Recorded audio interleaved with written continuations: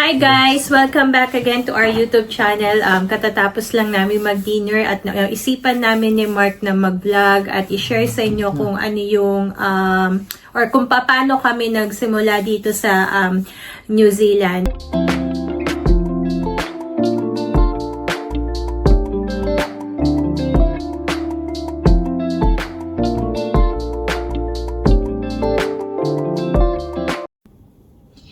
Hi guys! Welcome back to our YouTube channel. Pauwi na ako ng bahay. Ngayon lang ako natapos sa work. Ano na ba? Time check. It's past 5 p.m. na. Tambak ang aking trabaho kasi nga 3 days kaming wala. Ganun din ata ang aking darling love kasi hindi siya nagparamdam the whole day. Isang beses lang siya tumawag. Kanina umaga, isang beses lang, meron lang siyang chinek, then afternoon wala na. Pero tinawagan ko siya ngayon bago ko umuwi. Ang sabi niya, nasa site daw siya, pero pauwi na rin siya. Ang mga bata is nasa bahay na. Buti na lang talaga malaking tulong yung nakakapag-drive na si Miguel kasi nga nakakauwi na sila ng diretso after school. Pinipick up niya yung kapatid niya sa mall or sa school ni Sam and then uwi na sila ng diretso. Ako, nakakauwi na rin ako ng diretso. Hindi ko na kailangan dumaan pa ng mall kasi out of way siya. Para before kasi dun ko sila pinipick up. So, mas tumatagal ako nakakauwi kasi nga puntahan ko pa sila sa mall. So, kailangan kong magmadaling umuwi ngayon dahil kailangan kong magluto dahil si Mark ay on call. Baka magkaroon ng tawag sa kanya hindi pa siya makapag dinner. So, ganito yung buhay namin guys dito after work. Sundo ang mga bata, magluluto ng dinner, and then yun, dinner kami sa bahay, then that's it. Gawin ko yung mga gawaing bahay, pero tumutulong naman ng mga bata, tsaka si Mark, minsan, kapag hindi siya pagod. Kasi si Mark, physical kasi din yung trabaho niya, so, minsan talagang, pagod siya sa trabaho kaya hindi siya madalas hindi siya nakakatulong. Pero sa umaga naman siya yung maasahan ko mag-prepare ng breakfast. Siya ang nagpe-prepare ng breakfast para sa mga bata, para sa kanya. Hindi na ako gumigising ng maaga. Hindi ko kasi talaga kayang gumising ng maaga guys. So yun yung kahinaan ko. So yun lang guys. Naalala ko tuloy nung bago pa lang kami dito. Yan yung isa din sa adjustment na ginawa namin. Kasi nga ang pasok ng mga bata sa school dati is 8:30 hanggang 3 p.m. So natatapos yung work ko is like 4 p.m. dati nung nandun ako sa previous work ko, 4 p.m. or 4:30. So hindi ko alam kung saan ko sila iiwan that time. So yun yung laging struggle namin. Pero nakiusap ako dun sa previous company ko dati na kung pwede ay mag-change ako ng oras ng pasok. So parang pumapasok ako doon ng 6 a.m. tapos 3 o'clock yung tapos ko. So nasusundo ko yung mga bata kasi syempre 'di ba, bagong dating kami noon, hindi mo pa rin alam kung safe ba talaga dito. So lagi ako nagwo-worry kung saan sila may iwan after school. So ayun guys, so eventually nakapag-adjust naman kami. Naging okay naman kami. So siguro ituloy ko yung kwento namin mamaya kung ano yung mga adjustment na ginawa namin or paano kami nagsimula dito sa New Zealand. Kami ni Mark, tapos nung kasama ni mga bata. So, i-check ako sa inyo later. Hi! Hi guys! Kararating ko lang ng bahay. Magluluto naman ako ngayon. Si Mark ay pauwi na daw, lang siya, nagpagas lang. Ang mga bata nandito na sila. So, gutom na sila daw. Kaya kailangan ko na magmadali ng pagluluto. Ang ulam namin for today is giniling with tomato sauce. Hindi ko alam kung anong tawag dyan eh. Basta yung may potato, capsicum, and then carrots. Yun yung ulam namin. So, for sure, yung darling ko, pag uwi nun, gutom na rin yun. So, may natira kaming rice. Ito. Iinit ko na lang tong rice. Pero magsasaing ako na additional. So, yan lang guys. Update ko kayo mamaya pagka nagluluto na ako. Maghihiwa lang muna ako at magsasaing ako. Tapos, kita-kits ulit later. Bye! A few moments later. Hey guys! Welcome to our vlog! Hi guys! So, welcome to our vlog. Kakatapos lang namin mag-dinner. Today is Monday. So, naisipan lang namin i-share yung mga pangyayari after namin dumating dito sa New Zealand. Okay, so naisipan namin gawin tong vlog na to para ma-share naman namin sa inyo kung paano kami nagsimula dito sa New Zealand. Tama. So nung dumating kami dito, ang dala lang naming pocket money, I think parang 2,000 New Zealand dollars. Parang enough lang siya pambayad ng rent namin sa bahay. Kasi yung required dito is like 4 weeks bond or parang deposit sa bahay. And then yung iba na natira is parang sa tingin ko parang mga 500 plus yung natira sa amin noon. Parang binudget namin yon sa food, sa transportation, sa phone, no? Sa phone kasi nabanggit din doon sa unang vlog na unplanned nga rin itong New Zealand na to. Kaya wala talagang budget for so wala talaga kaming malaking budget na dala kasi nga, yun nga, unexpected yung pagpunta namin dito sa New Zealand. Tapos syempre wala rin naman kaming dadaling malaking pera dahil syempre marami din kaming bayarin sa Pinas at saka yung mga bata na iwan sa Pinas. So kailangan din namin silang iwan ng pamgastos nila sa Pinas. So nung dumating kami dito, nag-rent lang kami ng room.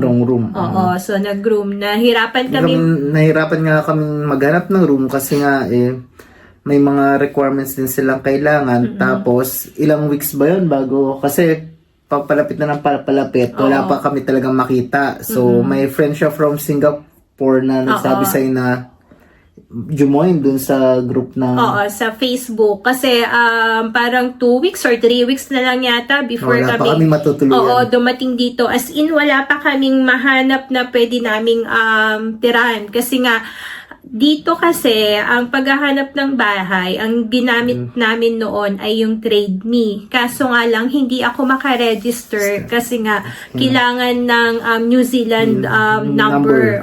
Since wala pa kami dito, hindi ako makapag-register. So, nakikisuyo lang kami dun sa aming kaibigan. Yung high school friend ni Mark na nandito sa Wellington na mag-view. So, parang meron akong titignan na bahay sa Trade Me na for rent, tapos parang ipapa-view ko kila Viewla.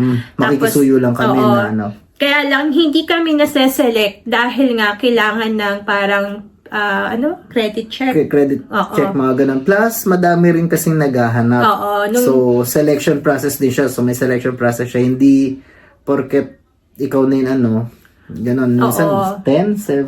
Madami talaga kaming kakompetensya. So, talagang hindi kami nase-select. So, ang ginawa ko noon, nag-join nga ako sa Pinoy NSED ata yun sa Facebook group. Doon ako nakahanap ng Filipino din na nagpaparent ng room. Kaso, yung una kong nahanap, parang nung nalaman niya na parang ang balak lang namin is short term o parang 3 months. 3 months or 5 months lang habang wala pa dito yung mga bata.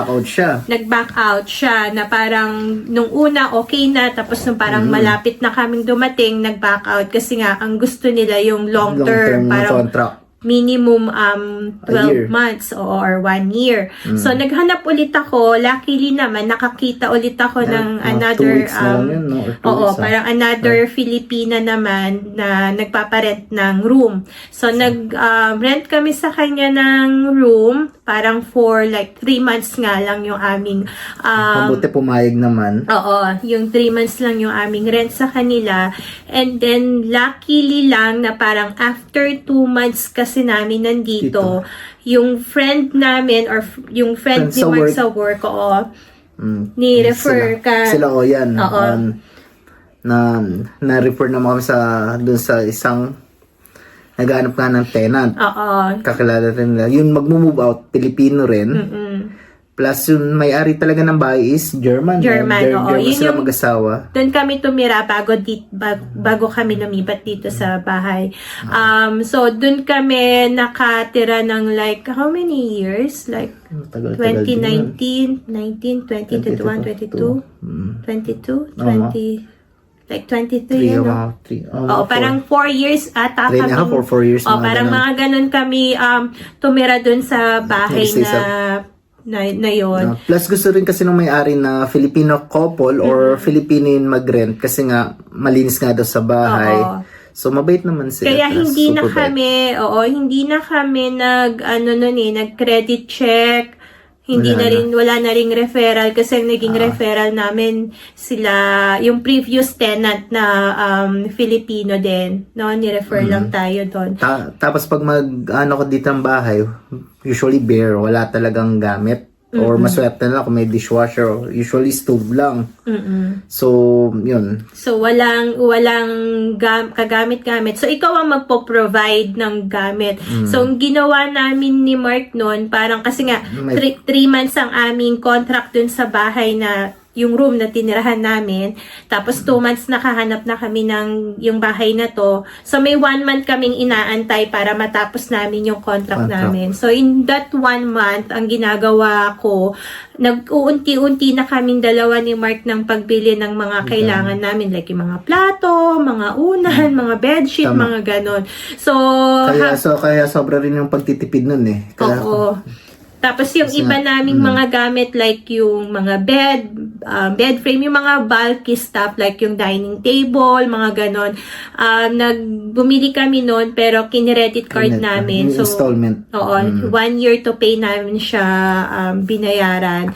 Tapos yung fridge natin. Yung fridge kasama sa electricity yun. Para kasi yung mga electric provider dito may kanya-kanya silang promo or ganon. So ang kinuha namin is yung appliance na kaso naka-lock-in period ka for 2 years. Oo, for 2 years na parang yun yung band namin. Pero okay na din kasi maganda naman yung fridge, hindi na kami bumili. So yun yung So hindi mo rin namamalayan na nababayaran mo na yung fridge. oo, parang kumbaga medyo mahal sa other company provider, pero maliit lang naman yung parang difference nila. So medyo okay na rin naman na na doon kami kumuha, at least na libre yung aming fridge. So ganun yung ginawa namin nung time na yon. Kaya todo pagtitipid nga rin yan. Parang naalala ko rin yung dati kung kumakain kami sa KFC or something, nag-share pa kami sa meal. Sa mga ganun. Tapos sa mga transpo allowance, minsan exercise na lang, nilalakad-lakad na. And there's one time din na may interview ako. Then, so safe naman maglalakad dito, pero medyo malayo nga. Plus kasi may work siya nun. Tapos hindi rin siya makakatakas ng or busy sa work, ganun. So, nag-try na rin ako maglakad. So, yun, medyo malayo parang, rin yun. parang kung i-compare mo yata yung nilakad ni Mark, parang from Makati to Mandaluyong. Ganun kalayo. Tapos parang nung nandun na siya, parang tinawagan niya ako or ako tumawag. Basta parang nagkausap kami and then tinanong ko kung nasan siya. Ang sabi niya, nandito ako somewhere sa street na to. Tapos hindi pa kami familiar sa mga streets kasi kung sinasay ko kung nandun ako sa unang street, then maglalakad ako, nasa pangalawang street na naman ako sa second na tawag niya. Hindi niya pa rin kabisado yung mga pagdadrive, yung mga roundabout. Kaya ang ginawa ko nun, dahil naawa nga ako sa kanya, dahil ang layo na ng nilakad niya, ang sabi ko sa kanya, kung nasang street ka, dyan ka lang, wag kang aalis, hahanapin kita. Sabi ko gano'n. Gumugulo eh. Gumugulo. Ako naman, pagkatapos ng tawag, naglalakad ako. So, nandun naman ako sa pangalawang street. So, sana naman daw yun. Parang ganon. So, parang nangyari nun, bago ako umalis ng office nun, parang ginugel ko muna kasi hindi rin ako ganun ka-familiar pa sa lugar. Sa lugar. Tapos, sa mga, hindi pa rin kung one way ba siya, two way, Oo, masikip or ganon. hindi pa ako ganun kasanay Drive. gumamit ng GPS habang nagda-drive. So, Tas parang nasa left hand. Oo. So, parang medyo talaga Nakakailang pa. nakakailang, hindi talaga ako sanay nun. Pero dahil nga, syempre, naawa rin ako kay Mark nun na naglalakad siya ng malayo. Tapos, syempre, ang climate, although yung dumating kami summer, pero for us na laki sa tropical country. Malamig siya. So, Oo. presko pa yung dating. Oo, parang gano'n. So, So, naalala ko si Mark noon na parang naglalakad tapos giniginaw, parang gano'n. So, hinanap ko siya para kaming talaga na nagda-drive ako, hinahanap ko yung street, tapos drive lang hanggang nakita ko Hanggang siya. nagpangabutin kami. Ayun. Ganun. Tapos plus din yung mga nag-grocery kami. So, ganun din, exercise ulit, maglalakad kami. So, mga boxes lang yung dala namin pabalik sa Oo. Or minsan naman, yung landlord namin, hinahatid sundo kami. Kaso, syempre, hindi naman always na ganun. So, yun, minsan, kami lang talaga dalawa. Dahil, una nga, dalawa lang din kami, yung mga bata, sa June na namin kinuha, pinatapos namin yung school year nila. Kasi nga, di ba, pag sa Pinas, Oo, sayang kasi yung binayad Tuition. na tuition, kaya parang pinatapos namin yung school year. Pero buti na lang, nauna kaming dalawa dito ni Mark. At least nung dumating yung mga bata, nakasettle nakasettle down na kami kahit papano. Oo, kasi yung company car na binigay sa akin yung previous company ko, parang 3 weeks pa bago nila binigay sa akin yun eh. So, for the first 3 weeks namin dito ni Mark, wala kaming car.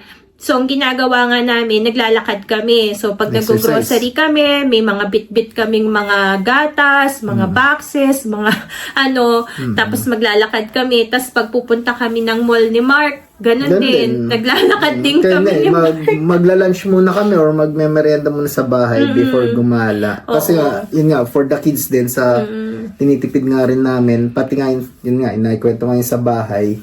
Para may kahit pa paano may konting mga naipundar na gamit din.